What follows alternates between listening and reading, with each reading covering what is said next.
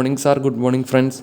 I am AB Savior. I am from Group 3. So, my allotted topic is types of contract. So, before going to types of contract, we have to discuss about what is project contract.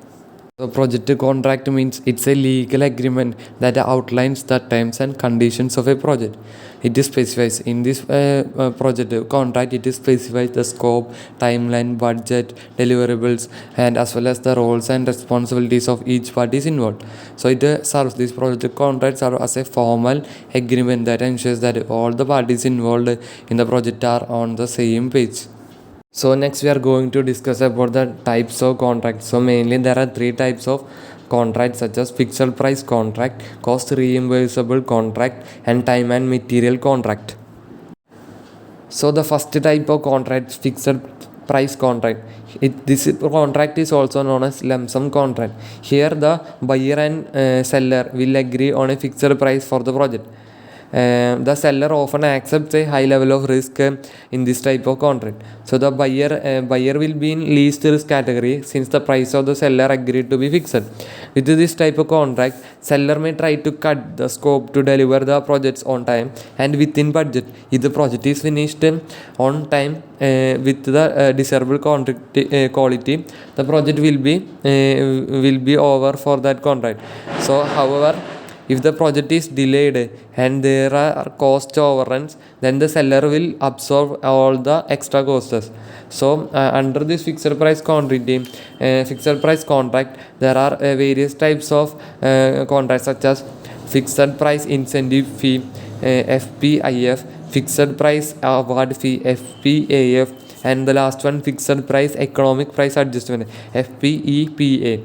So the first type, fixed price incentive fee. So in this the price will be already fixed. The seller is offered a performance based incentive.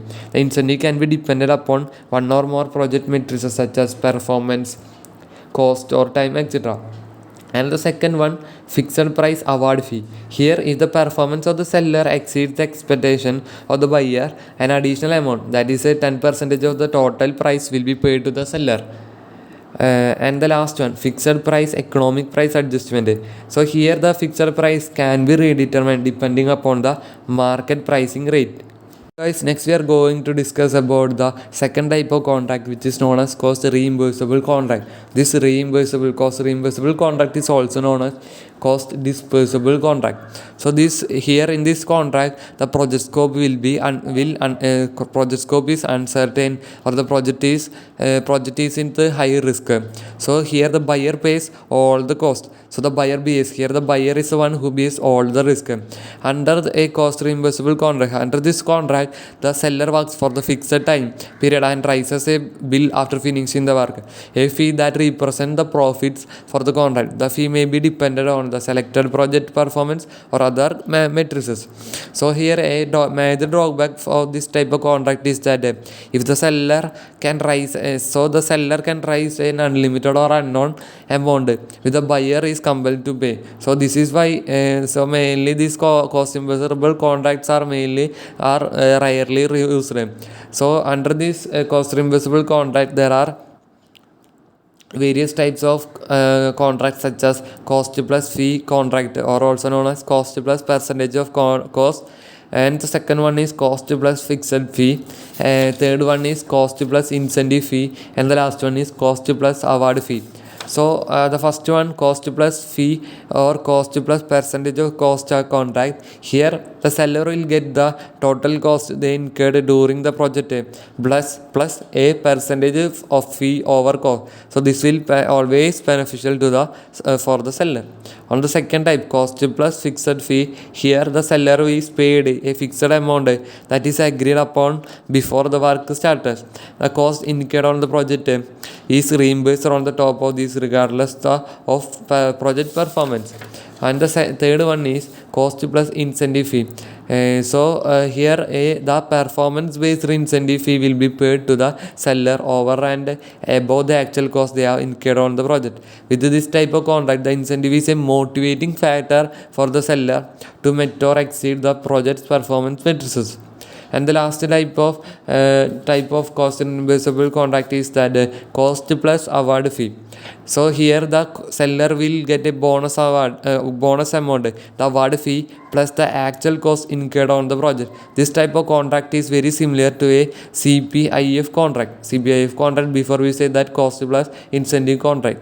So these all are the various types of cost reimbursable contracts. So guys, next we are going to discuss about the last type of contract, which is the third one, time and material contract. So it is a contract which combines both a hybrid of a cost reimbursable contract and a fixed price contract. So it contains characteristics of both the fixed price and a cost reimbursable contract. So these type of contracts are mainly used for small project cost amounts. So here the price is based on the actual time and materials used during the project. So this contract may be priced on a per hour or per items basis, but the total number of hours or items is not determined. So a purchase order is a simple form of unit price contract that is often used for buying commodities. So this type of contract is a unilateral contract, and only one party is signing in this contract. And the above two contracts is a bilateral contracts where both parties are signing. So this type of time and material contracts is also called as unit price contracts or hourly rated contracts. So this type of contract is common for freelancers.